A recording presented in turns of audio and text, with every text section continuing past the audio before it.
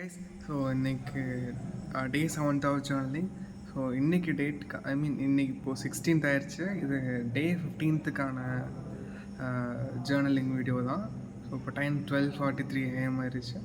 So இன்னைக்கு டே எப்படி போச்சு அப்படின்னா, ஸோ காலையிலேருந்து அஸ் யூஷுவல் இதுக்கு முன்னாடி டே எப்படி இருந்துச்சோ அதே மாதிரி தான் அந்த இன்னைக்கு டேவும் போச்சு. ஸோ எந்த மாதிரினா ஒரு கொஷின் எடுத்து அப்படியே உட்காந்துருக்குது.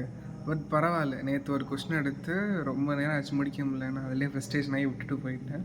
ஸோ இன்றைக்கி அந்த மாதிரி விடல. நான் முடிஞ்ச வரைக்கும் உட்காந்து படிக்கணும் அப்படின்னு நேற்று 3 கொஷினும் என்னமோ படித்தேன். இன்றைக்கி 4ஓ 5ஓ உட்காந்து படித்தேன்.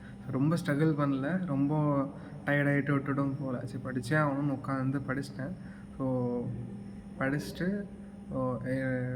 10:30 வரைக்கும் படிச்சுட்டு தான் இருந்தேன் செமஸ்டருக்காக. ஸோ அதுக்கப்புறமேட்டு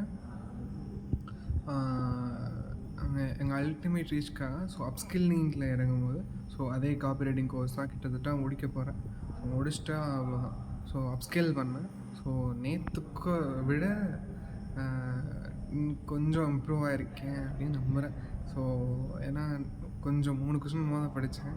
ஒரு 4-5 கொஷின்ஸ் கிட்ட படிச்சிருக்கேன். ஸோ நேற்று அப்ஸ்கில்லிங்கு டைம் ஒதுக்கவே இல்லை.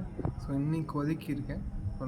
மண்டே வந்து நாங்கள் எங்கள் கிளைண்ட்டுக்கு ஆட் ரன் பண்ணுற மாதிரி இருக்கும். ஸோ அதுக்கு முன்னாடியே இந்த காப்பி ரைட்டிங், இந்த டிசைன்ஸ்லாம் வந்து ரெடி பண்ணி ஆகணும்.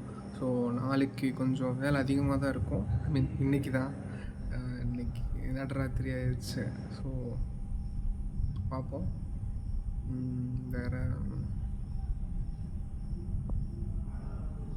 அப்புறம் நிறையா இன்றைக்கி ஜிம்முக்கு போகல இன்னொன்று. ஸோ அது ஒன்று நம்ம பண்ணாமல் விட்டது. இந்த படிக்கணும்னு உட்காந்து மற்ற இதெல்லாம் அப்படியே பண்ணுற மாதிரி ஆயிடுச்சு. இன்றைக்கி டேக்கு அவ்வளோதான். ஸோ நாளைக்கு டே 18th பார்ப்போம்.